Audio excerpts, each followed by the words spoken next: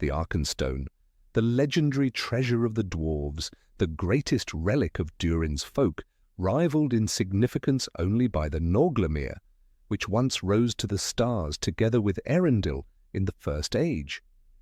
In the story of the Hobbit, this gem became a symbol not only of the dwarves' power and glory, but also of discord among allies, as well as the rift between Thorin and his loyal companion, Bilbo.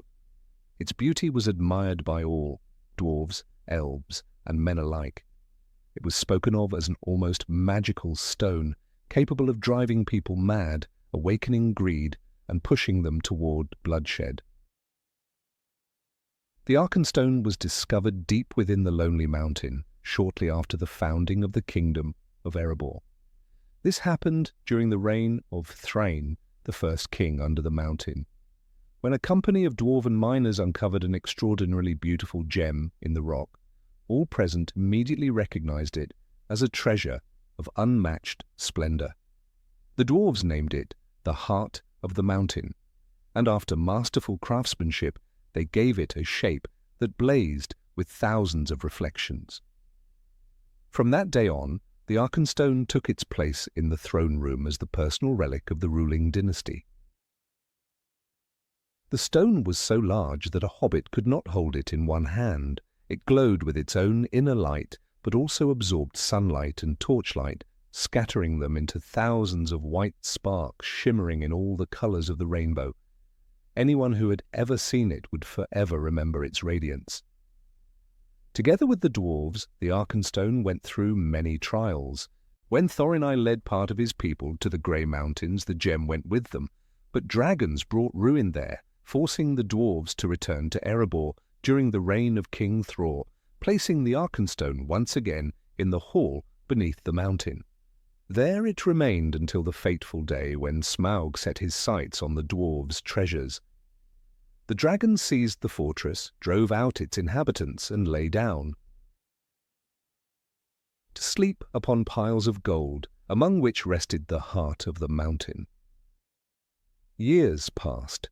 Thorin Oakenshield gathered loyal companions and one hobbit to reclaim his lost inheritance. He often spoke of his desire to see the Arkenstone again and hold it in his hands. And when Smaug, disturbed by the visit of unwelcome guests, flew off to take vengeance on the people of Lake Town, it was Bilbo who, sneaking into the treasury, was the first to come upon the stone. Not fully understanding what he was doing, the hobbit slipped it into his bag, deciding it would be his share of the treasure. Meanwhile, Thorin was increasingly consumed by greed. He muttered curses and swore to destroy anyone who dared to touch the Arkenstone. Frightened, Bilbo did not dare confess his discovery.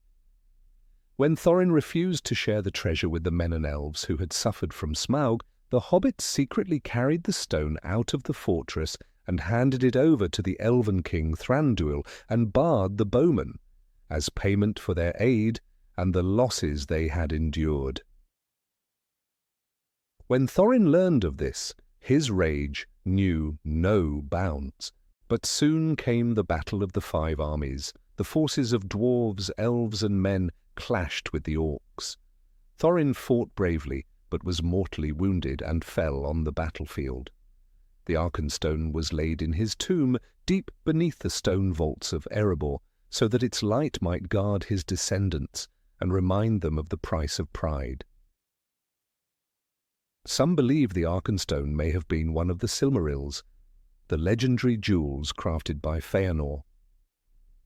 According to legend, one of them was buried in the depths of the earth, and thus the dwarves could theoretically have found it.